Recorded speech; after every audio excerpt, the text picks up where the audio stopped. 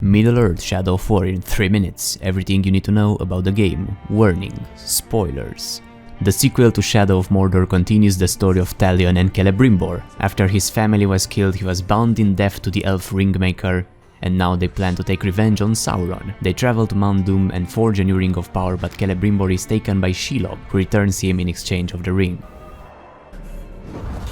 She grants them visions and shows Talion the future and tells them to go to Minas Ithil, a Gondorian stronghold under siege, where the Palantir lies as well, which allows the holder to see anything they want. The city is defended by General Castamir, his daughter Idril, and a lieutenant, Baranor. They try to save it with the help of Talion, assisted by Shelob and Gollum, until they are betrayed by Castamir, allowing the orcs and the Nazgul to pass, giving the Palantir to the Witch King in return of his daughter's safety. The general is killed by the Witch King, and Talion is saved by the blade of Galadriel, Eltariel, by stabbing him so the Nazgul can turn him. Minas Ithil is taken and turned into Minas Morgul. Shelob is attacked by the Nazgul, but Talion saves her and she gives him back the ring. Sacrifices must be made. With the ring in their possession, they start building an army by dominating orc grunts and captains. The first one is an Olog named Bruce. Bright Lord, Dark Lord, same thing really. During the conquest, Talion helps the nature god Karnan Death will defeat undead.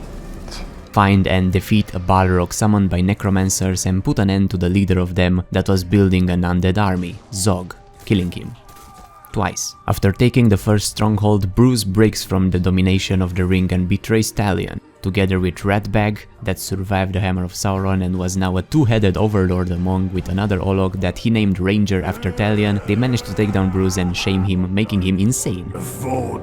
I don't want the fort.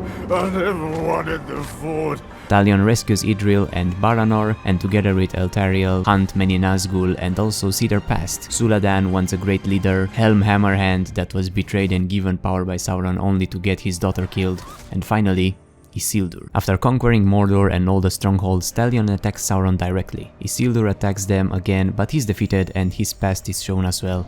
The corruption of the ring, and his death and revival as a Nazgul. Celebrimbor dominates him and Sauron's ring falls from his hand, but Talion sets him free and tells Celebrimbor that he's the same as Sauron and only wants control over all, only to trade a Dark Lord for a Bright Lord. The elf abandons Talion to possess Eltariel. Talion is dying without Celebrimbor, but Shelob grants him a final vision. If they went to fight Sauron, they would have won, but enslaved all of Middle-earth. As long as I have breath in my body, my fate is my own. Talion takes Isildur's ring and attacks Minas Morgul, defeating the Witch King and claiming the Palantir. With it, he sees Celebrimbor and Eltariel fighting Sauron. They almost win and the Ringmaker starts to dominate Sauron, but he cuts Eltariel's ring finger and him and Celebrimbor merge and remain trapped into the eye. After many battles with Sauron's army and defensive wars at his forts, decades later, Talion gets corrupted by the ring and joins the Witch King as the final Nazgul. But with the destruction of the ring and the death of Sauron and release of Celebrimbor, Talion and the other Nazgul die and their spirits are released. He is last seen in the afterlife, finally free.